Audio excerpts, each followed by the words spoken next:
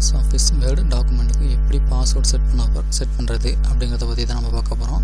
எப்படிங்கிறத நான் உங்களுக்கு சொல்கிறேன். ஒரு புது வேர்டு டாக்குமெண்ட் ஓப்பன் பண்ணிக்கோங்க. ஓப்பன் பண்ணிட்டீங்களா? ஓப்பன் பண்ணதுக்கப்புறம் இதில் உங்கள் டேட்டாஸ்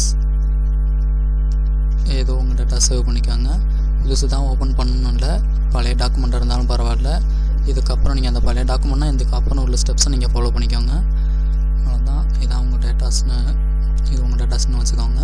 இப்போ என்னென்னு பார்த்தீங்கன்னா இதை சேவ் பண்ணணும். முதல்ல ஃபைலுக்கு போனீங்கன்னா இங்கே முன்னாடியே இருக்கும். இது 2016 எம்எஸ் வேர்டு அப்படிங்கிறதுனால பார்த்தீங்கன்னா இது இந்த ஆப்ஷன் வந்து முன்னாடியே கொடுத்துருக்காங்க. சிம்பிளாக இருக்கணுங்கிறதுக்காக முன்னாடியே கொடுத்துருக்காங்க.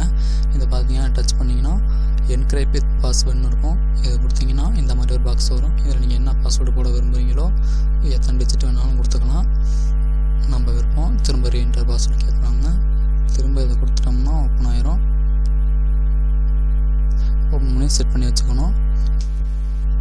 இதுதான் எனக்கு பாஸ்வேர்டு செட் ஆகிடுச்சு. இப்போ நான் பார்த்தீங்கன்னா இந்த டாக்குமெண்ட்டை சேவ் பண்ணிக்கலாம். அதுதான் டாக்குமெண்ட் சேவ் ஆகிடுச்சு. திரும்ப இதை கட் பண்ணிட்டு இதை ஓப்பன் பண்ணும்போது பார்த்தீங்கன்னா எனக்கு பாஸ்வேர்டு கேட்கும்.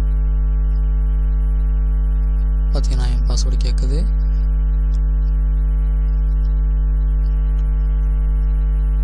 அவ்வளோதாங்க, ஓப்பன் ஆகிடுச்சு.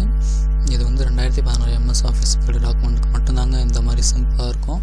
மற்ற எம்எஸ் ஆஃபீஸ் வேர்டு டாக்குமெண்ட்டுக்கெலாம் இருக்குங்க இதே இந்த ஃபியூச்சர்ஸ் இருக்குது.